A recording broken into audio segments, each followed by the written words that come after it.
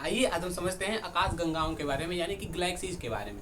अगर हम बात करें इस वीडियो की तो यह एस्ट्रोनॉमी का सेकंड वीडियो है, यानी कि फर्स्ट वीडियो में हम लोगों ने समझा था कि तारे कैसे बनते हैं। इस वाले वीडियो में हम लोग आकाश गंगाओं के बारे में समझने वाले हैं। ठीक है, देखिए अगर हम बात करें आकाश गंगाओं की तो असंख्य तारों के समूह को, यानी कि तारे की कितनी संख्या है अगर उसको हम न गिने तो तारे की बहुत सारे संख्याओं के समूह को हम लोग आकाश गंगा कहते हैं, और आकाश गंगा को ही गैलेक्सीज कहा जाता है। ठीक है, अब देखिए आकाश गंगाओं का जो आकार होता है, जो आकृति होती है, वह सर्पिलाकार होता है। कैसा होता है? सर्पिलाकार, यानी कि बिल्कुल इस शेप में हमारी आकाश गंगाएं होती है, बिल्कुल इसी शेप में हमारी आकाश गंगाएं हैं।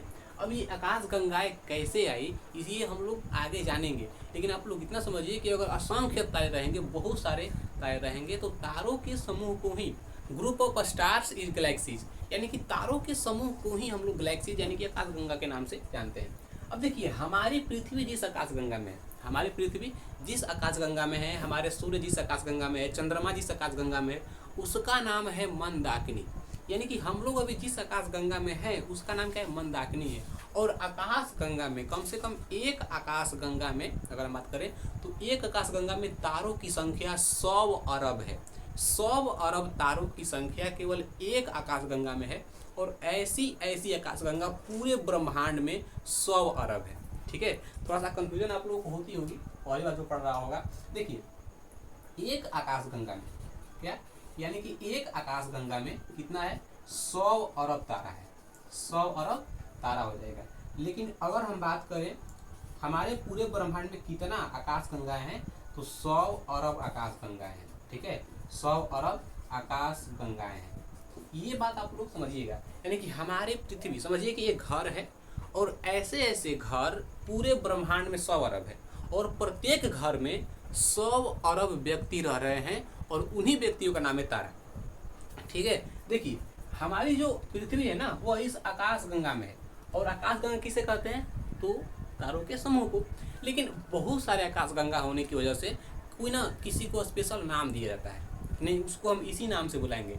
जैसे आप लोग किसी किसी का नाम यूनिक होगा, निकनेम किसी किसी के घर का नाम का माने किसी किसी के घर का नाम अलग होगा, स्कूल का नाम अलग होगा, दोस्त उसको किसी और नाम से बुलाते होंगे ना, और वो किसी को किसी और नाम से बुलाता होगा। यानी कि हर किसी के बुलाने का तरीका अलग अलग है, लेकिन व्यक्ति तो एक ही है। सेम वही स्ट्रेटेजी यहाँ पे भी फॉलो होती है कि आकाशगंगा बहुत सारे हैं। कितना आकाशगंगा है? 100 अरब आकाशगंगा है, और 100 अरब आकाशगंगाओं का तो हम लोग पता नहीं कौन कौन सा आकाशगंगा है, लेकिन वो कल्पना किया गया कि नहीं कितना आकाशगंगा वहाँ पे पूरे ब्रह्मांड में हमारे हैं।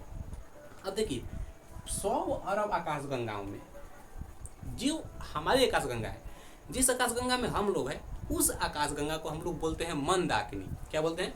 मंदाकिनी। और इस मंदाकिनी का कई गो नाम है, जैसे दुग्ध मेखला हो गया, मिल्की वे हो गया, इसी को हम लोग दुग्ध मेखला के नाम से भी जानते हैं।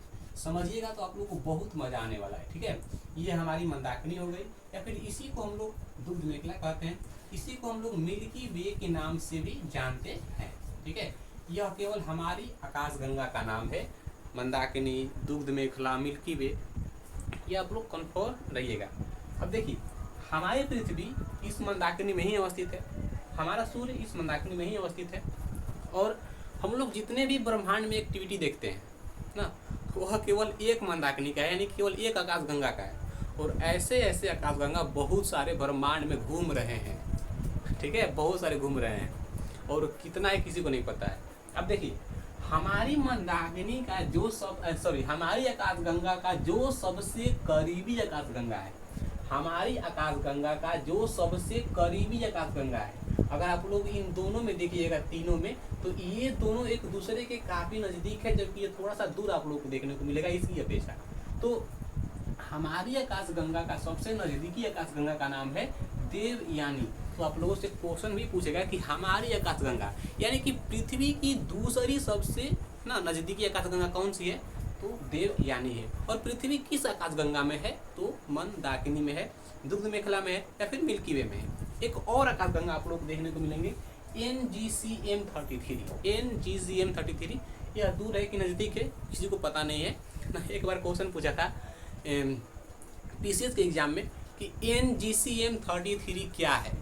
आकाशगंगा है ना, कोई धातु है, कोई तत्व है, और या फिर भूमि का कोई एक टुकड़ा है, तो कितने लोग इसको धातु यानी कि केमिस्ट्री का लैंग्वेज समझ करके कितने लोग इसको धातु तत्व मार दिए होंगे। तो वहाँ पे आप लोगों को ये गलती नहीं करनी है, क्योंकि ये जो है यह एक आकाश गंगा का नाम है, यह है ना गैलेक्सी का नाम है। अब देखिए, अब ये जो हमारी आकाश गंगाएं हैं, हमारी आकाश गंगा का नाम मंदाकिनी, दूर में मिल्की वे। हमारी आकाश गंगा सबसे नजदीकी आकाश गंगा कौन सी है? देवयानी है। एक और आकाश गंगा हमारे पास है जिसको हम लोग और नाम, एक अलग नाम दिया है, उसका नाम है NGCM33। अब देखिए, जब ये तीन आकाश गंगा आपस में मिल जाएंगी, जब ये तीन आकाश गंगा आपस में मिल जाएंगी, यानी कि तीन आकाश गंगाओं के समूह को, देखिए तीन आकाश गंगाओं के समूह को हम लोग सुपर क्लस्टर के नाम से जानते हैं। ये बहुत महत्वपूर्ण क्वेश्चन है बाबू। तीन आकाश गंगाओं के समूह को हम लोग सुपर क्लस्टर के नाम से जानते हैं यहाँ पे, ठीक है। अब देखिए, आप लोग अगर यहाँ पे समझे होंगे तो कभी कभी आप लोग एग्जाम में इसकी आकृति भी पूछ ली जाती है, यानी कि शेप ऑफ गैलेक्सीज, ठीक है, कि गैलेक्सी की शेप कैसी है, उसकी आकृति कैसी है।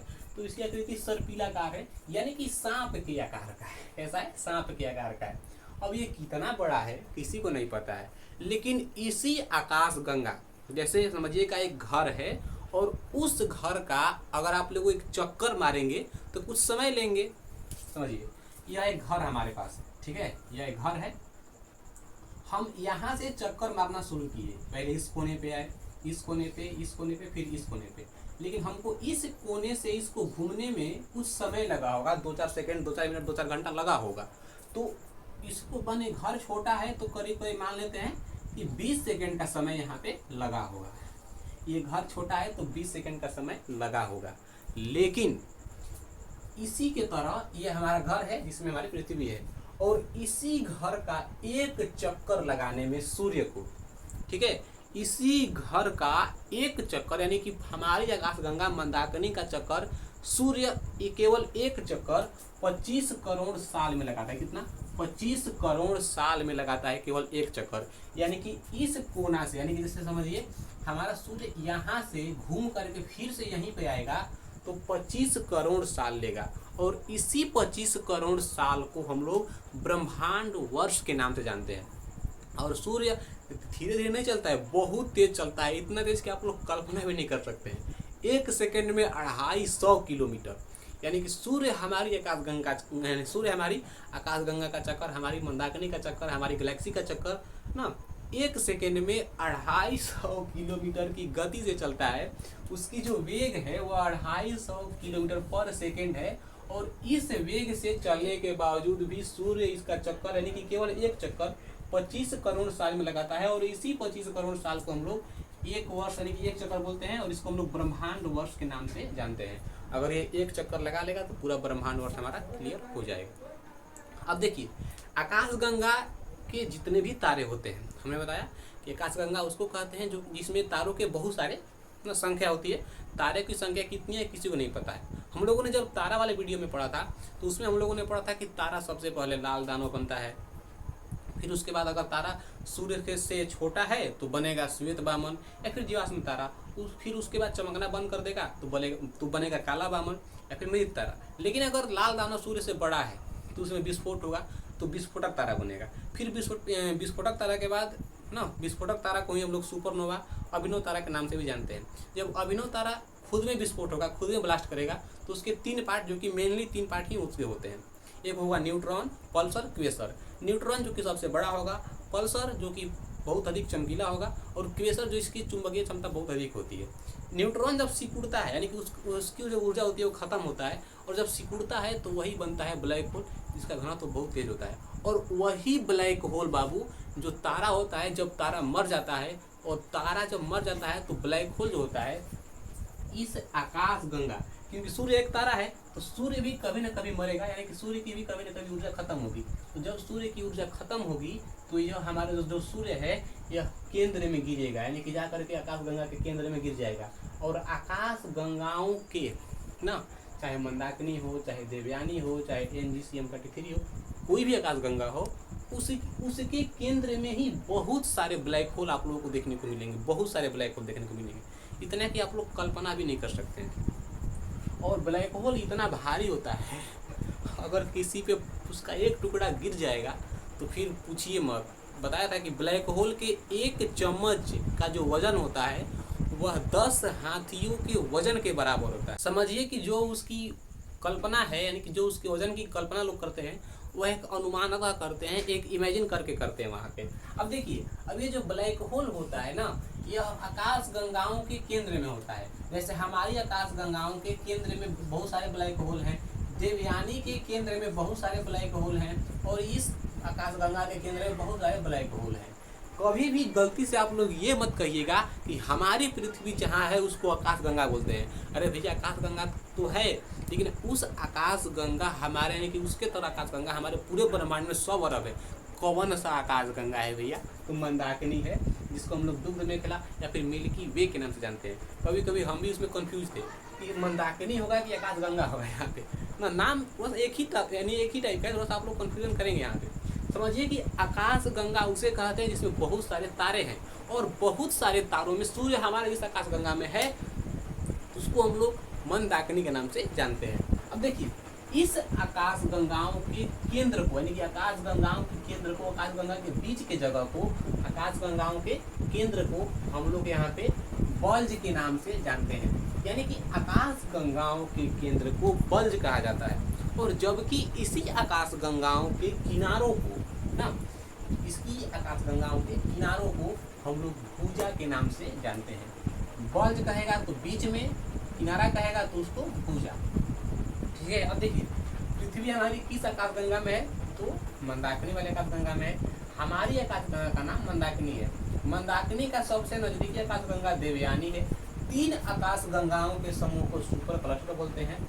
इस आकाश गंगा का चक्कर लगाने में सूर्य को 25 करोड़ साल लगते हैं। किस वेग से चलता है? तो 1 सेकेंड में 250 किलोमीटर की गति से चलेगा, तब जाकर के वह 25 करोड़ साल लेगा। और उसी 25 करोड़ साल को हम लोग ना ब्रह्मांड वर्ष के नाम से भी जानते हैं। एक आकाश गंगा में 100 अरब तारे हैं, और पूरे ब्रह्मांड में 100 अरब आकाश गंगाएं हैं। ठीक है। और ब्रह्मांड विस्तारित हो रहा है। इतना विस्तारित आप लोग पूछिए मत, हम पढ़ते हैं। तब तक लीजिए आप लोग इसका एक स्क्रीन शॉट। अब हम थोड़ा सा और आगे बढ़ेंगे तो हम लोग को यह जानने को मिलेगा कि सूर्य के पास और सूर्य से नज़दीक तारे कैसे कैसे हैं, और कैसे कैसे ये हमारे एक्टिविटी में आते हैं। समझिए ध्यान से। अगर हम बात करें सूर्य की, तो हमने आपको बताया कि आकाश गंगाओं के केंद्र को बल्ज कहा जाता है, और आकाश गंगाओं के किनारों को भुजा कहा जाता है। तो हमारा सूर्य जो आकाश गंगा में है उसका नाम है मंदाकिनी। क्या नाम है? उसका नाम है मंदाकिनी। ठीक है। यानी कि हमारे सूर्य जिस आकाश गंगा में उपस्थित है उसका नाम है मंदाकिनी। यहाँ पे आप लोग इसको समझिएगा, मिल्की वे। अब देखिए, ये हमारा आकाश गंगा है, यानी कि यह हमारी मंदाकिनी है। और सूर्य एक तारा है, और सूर्य में जो ऊष्मा है, जो ताप है, वो बहुत ही कम है। और तारों की जो रंग होती है वह उसके पृष्ठ ताप पर निर्भर करती है। और जिस तारे का रंग लाल है, समझिए कि उसमें कम ऊर्जा है। जिस तारे का रंग सफ़ेद है, समझिए कि उसमें नॉर्मल ऊर्जा है, यानी कि ना नॉर्मल उसमें एनर्जी है। लेकिन जिस तारे का रंग पूरा नीला है, कम से कम इस आकृति की होगी नीला, हाँ आई थिंक यही होता है ना। तो जिस तारे का रंग नीला होगा उसमें बहुत सारी ऊष्मा है। तो सूर्य के पास कम ऊर्जा है, और जब कम ऊर्जा है तो वह इतना प्रकाश दे रहा है। समझिए कि जब वह नीला होगा उसमें बहुत सारे ऊर्जा होंगे तो कितना प्रकाश देता होगा भैया। तो सूर्य के पास अभी कम ऊर्जा है, यानी कि वह अभी लाल दिखता है हम लोगों को। अब देखिए, सूर्य का जो जीवन काल होता है ना, वह 10 अरब साल का होता है। कितना? 10 अरब साल का होता है। यहाँ पे अगर कहीं संभव है तो यहाँ पे आप लोग लिख सकते हैं 10 अरब साल का यहाँ पे जीवन काल तारों का होता है। जीवन काल किसका भैया? तो तारा का जीवन काल ना 10 अरब साल, 10 अरब साल यहाँ पे। लेकिन सूर्य का 5 अरब साल बीत गया है। 5 अरब साल पृथ्वी पे सूर्य का प्रकाश अभी और रहेगा। इसको समझते हैं हम लोग। सूर्य हमारे आकाशगंगा के जहाँ पे है वह किनारे स्थित है, और किनारों को हम लोग भुजा बोलते हैं। यानी कि सूर्य यहीं से इसका जब चक्कर लगाएगा ना, एक चक्कर जब लगाएगा तो 25 करोड़ साल लेगा। 250 किलोमीटर पर सेकेंड की स्पीड से लगाएगा, तब जाकर के वो 2.5 करोड़ यानी कि 25 करोड़ साल वहाँ पे लेगा, और इसको हम लोग ब्रह्मांड वर्ष बोलते हैं। अब देखिए, सूर्य से एक और तारा है जो कि सबसे नजदीक है, और अभी तक केवल हम लोग 2 तारों को ही खोज पाए हैं। कितने तारों को खोजे हैं? 2 तारों को ही खोज पाए हैं। अभी तक के टेक्नोलॉजी के हिसाब से हम लोग अभी 2 तारों को ही खोजे हैं। एक तारा जो खुद सूर्य है, और दूसरा जो कि जिसका नाम है प्रॉक्सिमा सेंचुरी। ठीक है, प्रॉक्सिमा सेंचुरी। समझिए कि 100 अरब तारे केवल हमारे घर में हैं, और हम केवल दो गो का ही नाम जानते हैं, और पूरे ब्रह्मांड में 100 अरब आकाशगंगा है। हमारे आकाशगंगा में जितना तारा है ना, वह 100 अरब है। और ऐसा ऐसा घर, ऐसा ऐसा आकाशगंगा पृथ्वी पे, सॉरी, पूरे ब्रह्मांड में 100 अरब है, और हम लोग केवल अभी 2 गो तारा ही खोजे हैं भैया। एक का नाम है सूर्य और एक का नाम है प्रॉक्सिमा सेंचुरी। यही है हमारा प्रॉक्सिमा सेंचुरी, और सूर्य से इसकी दूरी काफ़ी बड़ी है। अच्छा बताइए, अगर हम एक सेकेंड में 3 लाख किलोमीटर चलें, कितना चलेंगे? 3 लाख किलोमीटर, तो बहुत दूरी हो जाएगी। जब हम अगर 1 सेकेंड में 3 लाख किलोमीटर चलेंगे तो बहुत दूरी हो जाएगी यहाँ पे। और अगर 1 मिनट में चले उसी के स्पीड से, जब 1 सेकेंड में 3 लाख, 1 मिनट में बहुत हो जाएगा, 1 घंटा में बहुत हो जाएगा, 1 दिन में तो पूछिए मत कहाँ जाएगा वो, 1 साल में, अरे बाप रे बाप, पूछिए मत, अनुमान लगाना बहुत मुश्किल है। बस आप लोग इतना समझिए कि जब 1 सेकेंड में 3 लाख किलोमीटर चलेंगे तो बहुत दूरी हो जाएगा। 3 लाख अपने आप में एक बहुत बड़ी दूरी होती है ना। अब यहाँ पे हम लोग को ये समझना है कि इस प्रॉक्सिमा सेंचुरी तक पहुँचने के लिए हमको, यानी कि मानवों को इसी की स्पीड से 1 सेकेंड में 3 लाख, यह प्रकाश की चाल हो गई, 1 सेकेंड में 3 लाख किलोमीटर जब चलेंगे हम लोग, 3 लाख किलोमीटर 1 सेकेंड में, तो 4 साल चलना पड़ेगा। कितना? 4 साल चलना पड़ेगा। यानी कि लगातार 4 साल जब चलेंगे हम लोग ना, यानी कि 4 साल चलने के बाद हम लोग प्रॉक्सिमा सेंचुरी पे पहुंचेंगे। किसकी गति से चलेंगे? तो 3 लाख किलोमीटर पर सेकेंड, 3 लाख किलोमीटर पर सेकेंड की गति से चलेंगे, तो 4 साल लगेंगे प्रॉक्सिमा सेंचुरी तक पहुंचने के लिए। और हमारा सबसे नज़दीकी तारा कौन सा है? पृथ्वी की सबसे नज़दीकी तारा खुद सूर्य है, और सूर्य के बाद जिसका खोज हुआ है वही नज़दीकी मान लीजिए आप लोग। तो पृथ्वी की दूसरी सबसे नज़दीकी तारा, यहाँ तो आप लोग दूसरी लिखिएगा ना, पृथ्वी की दूसरी नज़दीकी तारा कौन सा है? तो प्रॉक्सिमा सेंचुरी है, जिस पर पहुंचने के लिए हम लोगों को 4 साल चलना पड़ेगा। किसकी गति से? तो प्रकाश की चाल से, यानी कि 3 लाख किलोमीटर पर सेकंड की स्पीड से हम लोगों को चलना पड़ेगा। अब देखिए, हमने आपको वहाँ पे बताया देवयानी के बारे में। अब जो ये देवयानी है, हमको देवयानी पर पहुँचने के लिए अपनी आकाशगंगा यानी कि मंदाकिनी से देवयानी तक हम लोगों को पहुँचने के लिए उसी की स्पीड से, यानी कि प्रकाश की चाल से ही 1 सेकेंड में हम लोगों को 3 लाख किलोमीटर चलना होगा, और वो भी 20 सालों तक। कितना? वो भी 20 सालों तक चलेंगे, तब जाकर के हम लोग देवयानी पर पहुंचेंगे। समझिए कितना दूर होगा देवयानी, जो कि नज़दीक है। और ऐसे ऐसे ब्रह्मांड में पूरे 100 अरब आकाशगंगा है। कितना दूर होगा आकाशगंगा, कल्पना भी आप लोग नहीं कर सकते। बहुत दूरी पे हमारा ब्रह्मांड है, और ब्रह्मांड की दूरी कितनी है यह किसी को पता नहीं है। मैंने कल्पना करना बेकार है, आप सोच भी नहीं सकते कितना दूर है, कितना दूर हमारा ब्रह्मांड फैला हुआ है। ठीक है, आप लोग बस इतना समझिए कि हमारे आकाशगंगा का नाम मंदाकिनी है, उसी को दूध मेघला ना मिल्की वे कहते हैं। उसके सबसे नज़दीकी कौन सा है? देवयानी। एक और है NGCM 33। जब तीनों को मिलाएंगे कहलाएगा सुपर क्लस्टर, यानी कि 3 आकाशगंगाओं के समूह को हम लोग सुपर क्लस्टर के नाम से जानते हैं।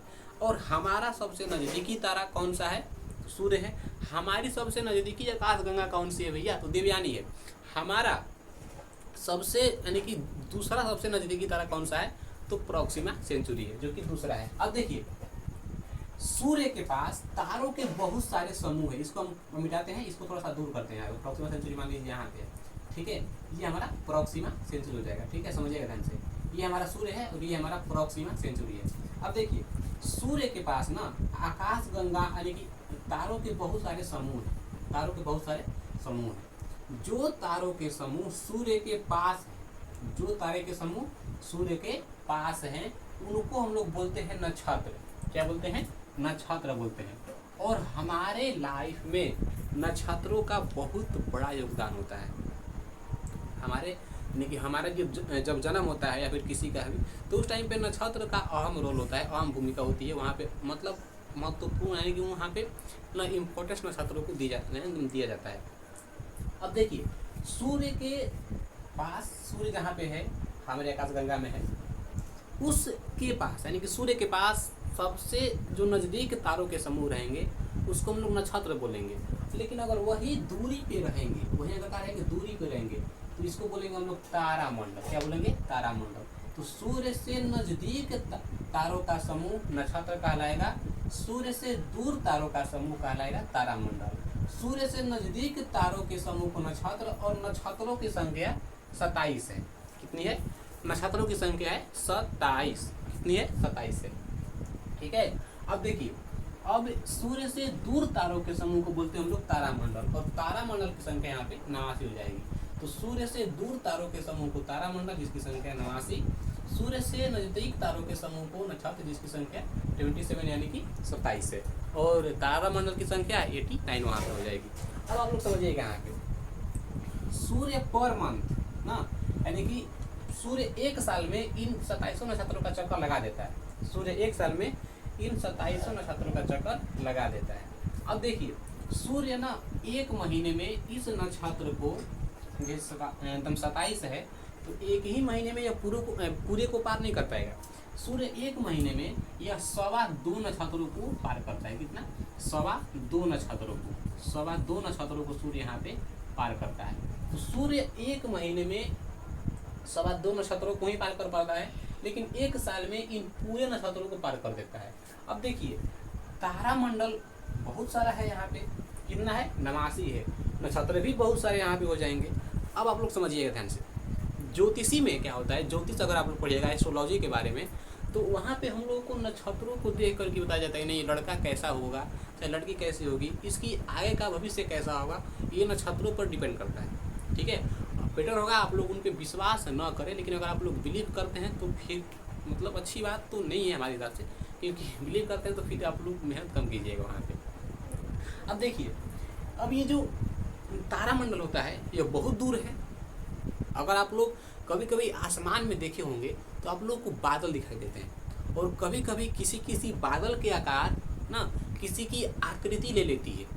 जैसे कभी कभी कोई बादल शंकर जी बन जाता है, कभी कभी कोई बादल घोड़ा बन जाता है, कभी कभी कोई बादल गणेश जी बन जाते हैं। यानी कि बादलों को दूर से देखने पे, चाहे किसी भी वस्तु को ना दूर से देखने पे कोई ना कोई आकृति वहाँ पे ले लेती है। जो दूर रहेगा वह किसी न किसी की आकृति धारण कर लेगा ना। किसी का भी कोई पेड़ है, दूर से लगेगा ना कि वो लड़की का सर है का, लड़की का बाल है का पीछे से। कोई पेड़ रहेगा दूर से, अरे पंछी का आकृति लिया यार।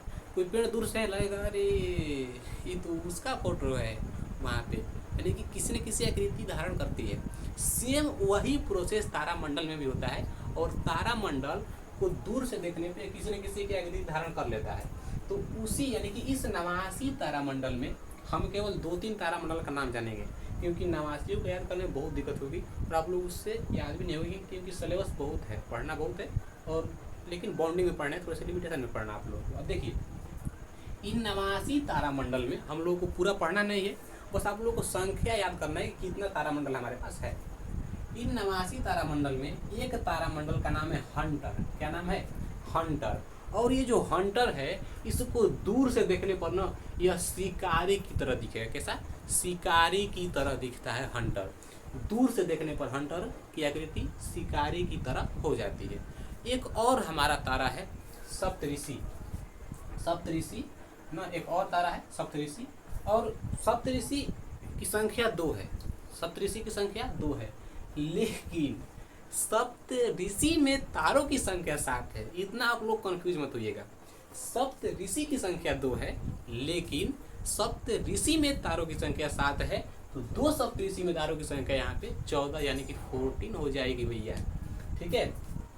अब देखिए, सप्तऋषियों के बीच में एक और तारा आता है ध्रुव तारा।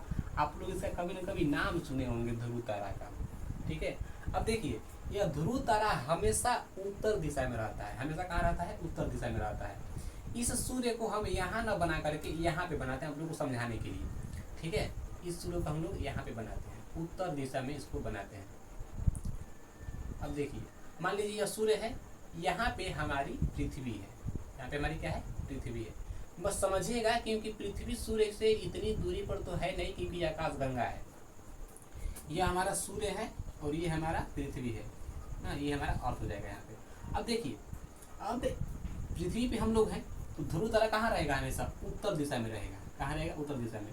और पृथ्वी सूर्य का चक्कर लगा रही है, किसका चक्कर लगा रही है, पृथ्वी सूर्य का चक्कर लगा रही है। पृथ्वी जब यहाँ पर आएगी तब वो तारा यहीं दिखेगा, पृथ्वी जब यहाँ पे आएगी तब वो तारा यहीं दिखेगा, पृथ्वी जब यहाँ पे आएगी तब वो तारा यहीं दिखेगा, पृथ्वी जब यहाँ पे आएगी तब वो तारा यहीं दिखेगा। यानी कि हर कंडीशन में ध्रुव तारा स्थित है, यानी कि पृथ्वी किसी भी दिशा में घूमे, कहीं पर भी जाए, तारा हमेशा उत्तर दिशा में ही दिखेगा। तो हम कह सकते हैं कि उत्तर दिशा का सूचक कौन सा तारा होता है, तो ध्रुव तारा होता है। ध्रुव तारा कहाँ होता है, तो सप्तऋषि के बीच में होता है, ठीक है। एक सप्तऋषि हमारा यहाँ पर है, ऐसे होता है सप्तऋषि की आकृति, और एक सप्तऋषि हमारी यहाँ पर है, ठीक है, ऐसे है। तो जो बड़ा सप्तऋषि है उसको उर्सा मेजर, जो छोटा है उसको उर्सा माइनर के नाम से जानते हैं। बस आप लोग इतना समझिए कि जो ध्रुव तारा है ना, वह उत्तर दिशा में ही रहता है, और पृथ्वी कहीं जाए उससे मतलब नहीं है भैया, क्योंकि यहाँ रहेगी तब उत्तर में दिखेगा, वो यहाँ रहेगी तब उत्तर में दिखेगा, उससे मतलब नहीं है हम लोगों को। बस आप लोगों को इतना समझना है कि ध्रुव तारा सप्तऋषि के बीच में होता है, सप्तऋषि की संख्या 2 है, और ध्रुव तारा उत्तर दिशा का सूचक होता है, जिसको हम लोग पोलर स्टार के नाम से जानते हैं। इसका नाम से पोलर स्टार के नाम से जानते हैं, क्योंकि हमेशा यह उत्तरी ध्रुव को फोकस करता है, यह हमेशा उत्तर दिशा को ही दिखाता है।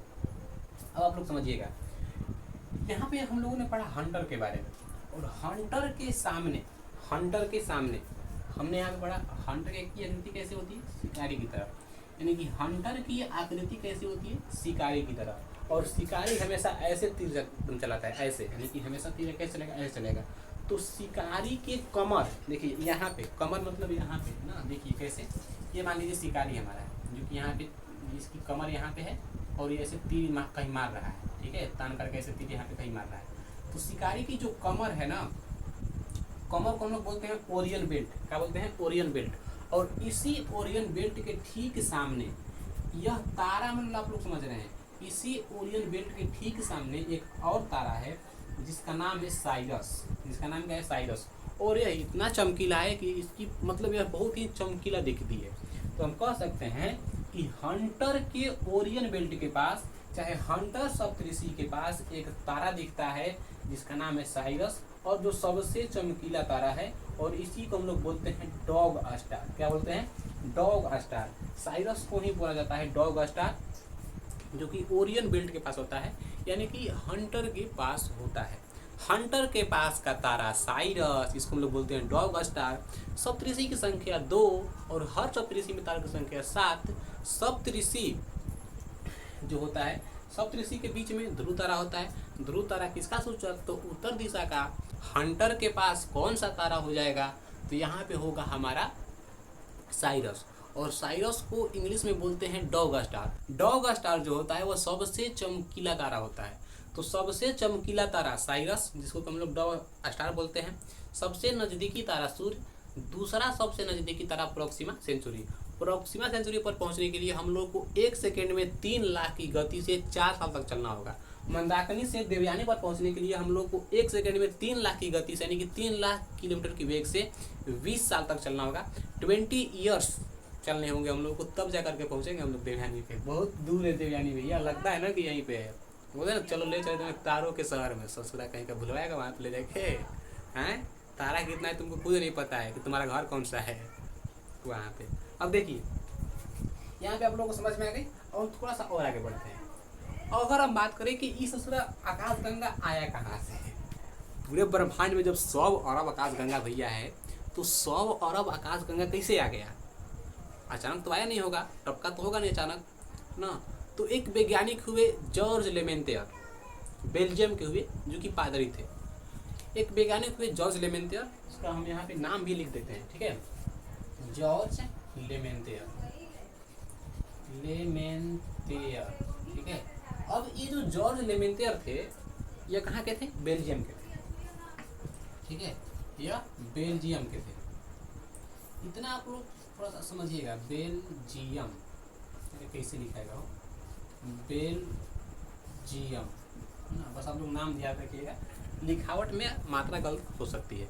यहाँ पे समझिए, ये जो व्यक्ति थे बेल्जियम के थे, इन्होंने बताया कि ये आकाशगंगा अचानक पृथ्वी पे जैसे अचानक ब्रह्मांड में आए नहीं होंगे ना। बहुत समय पहले की बात है, लगभग जब ब्रह्मांड नहीं था, अभी तो ब्रह्मांड को बने हुए बहुत साल हो गए, तो जब ब्रह्मांड नहीं था उस टाइम पे पूरे ब्रह्मांड में, जैसे पृथ्वी पे जब घर नहीं था, केवल एक ही घर था प्रारंभ में, ऐसे समझिए आप लोग, तो उसी प्रकार से पूरे ब्रह्मांड में घर नहीं था, पूरे ब्रह्मांड में आकाशगंगाएं नहीं थी, केवल एक ही आकाशगंगा था, और उसका पूरे ब्रह्मांड में तारे नहीं थे, केवल एक ही तारा था, और उसका नाम किसी को पता नहीं है। समझिए कि पूरे ब्रह्मांड में एक लड्डू था, और उस लड्डू किसका था, कैसा था, किसी को पता नहीं है भैया। कहाँ से आया था, कहाँ को जाएगा, कैसी उसकी आकृति थी, किस रंग का था, खाने में उसका स्वाद कैसा था, किसी को पता नहीं था। बस आप लोग ये समझिए कि एक पूरे ब्रह्मांड में हमारा क्या था, अच्छा इसको मिटा दीजिए, एक पूरे ब्रह्मांड में हमारा क्या था, एक तारा था जिसका घनत्व तो बहुत अधिक था, इतना उसका घनत्व था कि वह ब्लैक होल से भी अधिक भारी था, ब्लैक होल से भी अधिक वहाँ पे ये भारी था। समझिए कि जो हमारा ब्लैक होल है केवल अकेले बहुत भारी है, तो जब वो तारा होगा बहुत भारी है। 100 अरब तारे हैं, और प्रत्येक जो 100 अरब तारे हैं वह प्रत्येक केवल एक आकाशगंगा में है। तो समझिए कि पूरे ब्रह्मांड में केवल एक हमारा तारा था, ये हम इसको पूरा ब्रह्मांड मानते हैं, ठीक है, इसको हम लोग पूरा क्या मानते हैं, पूरा ब्रह्मांड मानते हैं। तो पूरे ब्रह्मांड में केवल एक ही तारा था, उसका नाम किसी को पता नहीं था, ठीक है। अब इस तारे में ना अचानक खिंचाव होने लगे, कोई इसको इधर से खींच रहा है, कोई इसको इधर से खींच रहा है, कोई इसको इधर से खींच रहा है, कोई इसको इधर से खींच रहा है, कोई इधर से खींच रहा है, कोई इस कोने से, कोई इस कोने से, कोई इस कोने से, कोई इसको ऐसे खींच रहा है, कोई इसको पीछे से खींच रहा है।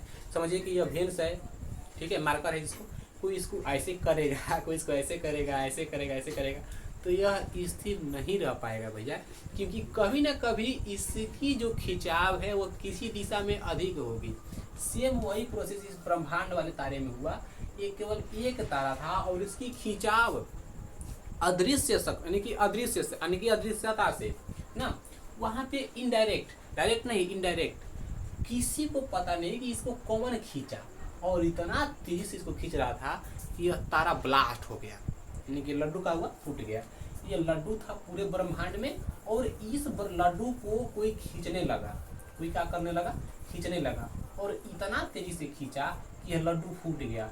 और जब ये लड्डू फूटा तो इसका बुनिया पूरा बिखर गया, इसका बुनिया का वो पूरा एकदम बिखर गया, और कहीं कहीं तो इतना तेज बिखरा है ना, पूछिए मत। और हम लोग खाली अभी इतना ही में हैं, बस हम लोग की जो जानकारी है पृथ्वी पे ना, हम लोग इस बुनिया के बारे में केवल इतना ही जानते हैं, एक बुनिया यहाँ पे, यानी कि बहुत सारे इसके बुनिया का हुए छीटा गए। अब देखिए वैज्ञानिक जब पृथ्वी पे हुए, जब पृथ्वी का विकास हुआ, तो पृथ्वी पे वैज्ञानिक है, तो आकाश में ना कोई भेजा गया, वहाँ पे रॉकेट सेटेलाइट जो भी है भेजा गया वहाँ पे। अब जब भेजे वैज्ञानिक लोग, तो देखिए कि हमारा जो पृथ्वी है वो केवल एक में है, और पूरे ऐसे बहुत सारे हैं। आप लोग अगर इसको गिनना चाहें तो गिन सकते हैं, लेकिन बहुत समय लगेगा गिनने में। जब आप लोगों को इतना गिनने में बहुत समय लगेगा, तो सोचिए कि पूरा ब्रह्मांड में 100 अरब है बाबू आकाशगंगा। अब देखिए, अब इस लड्डू को हम लोग तोड़ देते हैं, या लड्डू का हुआ टूट गया। अब जब ये लड्डू टूटा तो इसका बुनिया बहुत सारा बिखर गया इसका बुनिया। तो हमारी पृथ्वी जिस आकाशगंगा में है, केवल एक को हम लोग उठाते हैं, जैसे एक यहाँ इसको हम लोग उठाते हैं, ठीक है, इसी को हम लोग बड़ा बनाते हैं, जूम करते हैं, इसको बड़ा बनाते हैं। जूम करने पर यह ऐसा दिखा, सॉरी इसको हम लोग जूम करेंगे, यह ऐसा दिखा, जूम करने पर यह ऐसा दिखा। तो यही ना आकाशगंगा है भैया, आकाशगंगा यही ना है।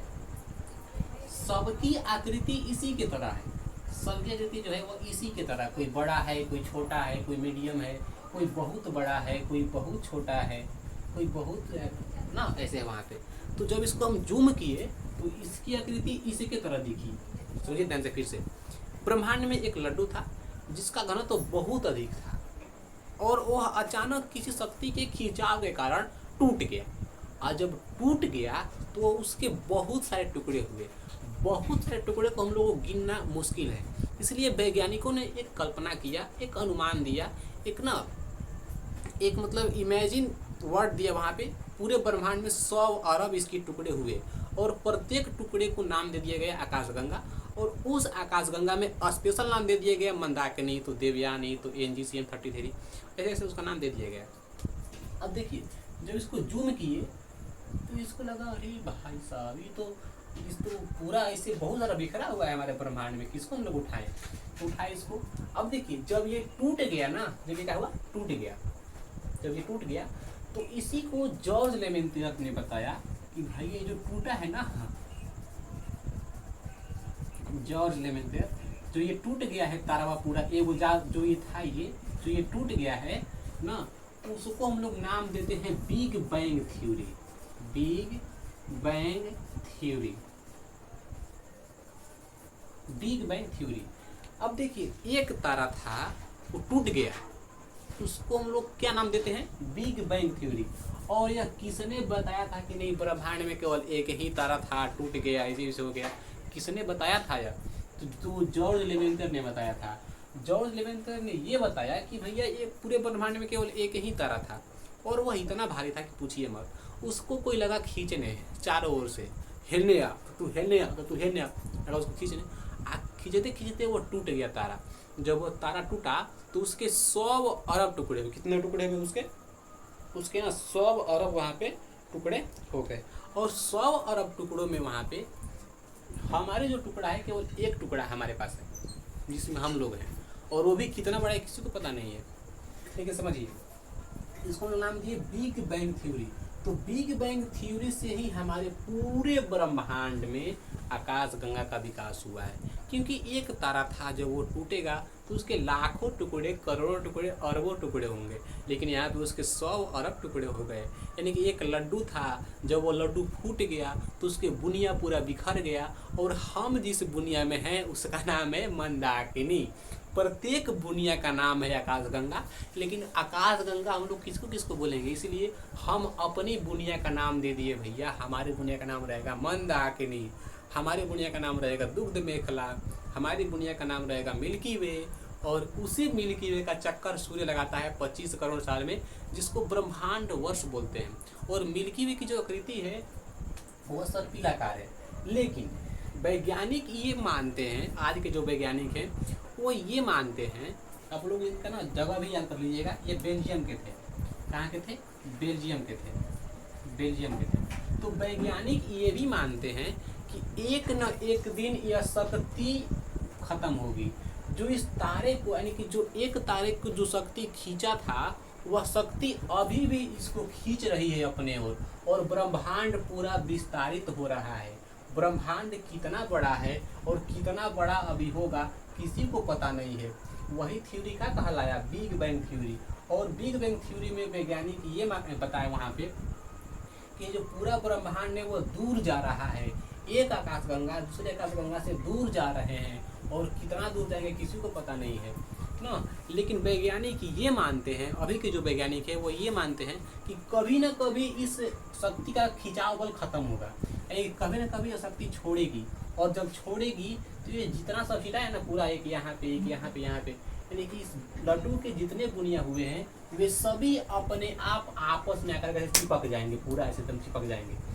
और जब चिपकेंगे तो सब दब के ख़त्म हो जाएंगे। और भैया इतना तेज़ी में दबेगा ना, सांस लेने का भी मौका नहीं मिलेगा, क्योंकि बहुत वहाँ पे दिक्कत होगा हम लोगों को। समझिए कि सबसे पहले जब दबेगा, जब ये शक्ति छोड़ेगी, सबसे पहले हम जाएंगे सूर्य में, और सूर्य में इतनी ऊर्जा है पूछिए मत। तो आप लोगों को समझ में आ गई। बिग बैंग थ्योरी उसे कहते हैं जब एक लड्डू था पूरे ब्रह्मांड में, जो कि तारा मान सकते हैं आप लोग, और उस तारे के कई सारे टुकड़े हुए अचानक किसी शक्ति के खिंचाव बल के कारण। जब टुकड़े हुए तो उसके 100 अरब टुकड़े हुए, और प्रत्येक टुकड़े में 100 अरब तारे उपस्थित हैं। प्रत्येक टुकड़े में 100 अरब तारे हैं, और जितने भी तारे मर जाते हैं आकाशगंगाओं में, वे तारे केंद्र में जाते हैं, आकाशगंगाओं के केंद्र में जाते हैं। आकाशगंगाओं के केंद्र को हम लोग बोलते हैं बल्ज, किनारों को बोलते हैं भुजा। तो सूर्य अभी नया नया है, सूर्य अभी क्या है, नया नया है, तो आकाशगंगाओं के भुजा पर अवस्थित है। लेकिन आप लोग इतना याद रखिएगा कि सूर्य का जो ताप, जो उसमें ताप है वो निम्न है कि कम है, वो अभी 5 अरब साल और रहेगा। ठीक है, अब देखिए जब ये बिखर गया तो कहलाया बिग बैंग थ्योरी। लेकिन जब इस खिंचाव के जब इसका खिंचाव बल खत्म हो गया, देखिए जैसे हम इसको पकड़ के ऐसे खींचेंगे, ठीक है, ये रबड़ तो नहीं है लेकिन आप लोग समझिएगा, इसको हम खींचेंगे ऐसे तो ये कहलाएगा बिग बैंग थ्योरी। क्या कहलाएगा, ये बिग बैंग थ्योरी कहलाएगा। लेकिन जब इसको हम छोड़ देंगे, क्या करेंगे, छोड़ देंगे, अगर ये रबड़ होता तो आकर के चिपक जाता है, ऐसे ये रबड़ आकर के चिपक जाता है। वैसे ही जब इसको हम खींचेंगे तो बिग बैंग थ्योरी, जब छोड़ देंगे तो यह इसी अपनी अवस्था में आ जाएगा। तो जब जो लड्डू है वह अभी खिंचा रहा है तो क्या कहलाएगा, बिग बैंग थ्योरी। लेकिन जब छूट जाएगा और यह चिपक जाएगा तो वही कहलाएगा सुपर क्रंच। क्या कहलाएगा, सुपर क्रंच। तो यहाँ से आप लोगों के पास क्वेश्चन पूछता है सुपर क्रंच, ठीक है, कि देखिए बिग बैंग थ्योरी किसने दिया, जॉर्ज लेमेंत्यर ने। कहाँ के थे, बेल्जियम के एक पादरी थे। अब देखिए बिग बैंग थ्योरी में एक तारा टूट गया, सुपर क्रंच में एक तारा जुट जाएगा, और जब तारा जब जुटेगा तो पूरा आकाशगंगा आपस में आकर के सट जाएगा। उसमें हमारी पृथ्वी भी सट जाएगी, सूर्य भी खत्म हो जाएगा, पूरा ग्रह क्षुद्र जितना भी आप लोगों को देखने को मिलता सब खत्म हो जाएगा वहाँ पे। अब देखिए यहाँ से क्वेश्चन आप लोगों से ये पूछेगा कि सुपर क्रंच का विपरीत है बिग बैंग थ्योरी, क्योंकि सुपर क्रंच में जुड़ता है, बिग बैंग थ्योरी में टूटता है। बिग बैंग थ्योरी का विलोम है, उल्टा है, अपोजिट है ना, विपरीत है तो सुपर क्रंच, क्योंकि बिग बैंग थ्योरी में टूटता है, सुपर क्रंच में जुड़ता है। ये रही हमारी पूरी आकाशगंगा के बारे में। हम लोग अगले वीडियो में सूर्य के बारे में समझेंगे। लेकिन आई होप कि आप लोगों को यह वीडियो अच्छे तरीके से समझ में आ गई होगी, आकाशगंगा क्या है, ठीक है, तारामंडल, नक्षत्र, वहाँ पे big bang theory, super crunch आप लोगों को समझ में आ गई होगी। एंड आई होप कि आप लोगों की वीडियो अच्छे तरीके से समझ में आई होगी। एंड मिलते हैं एक अगली वीडियो में एक नए टॉपिक के साथ, तब तक के लिए धन्यवाद।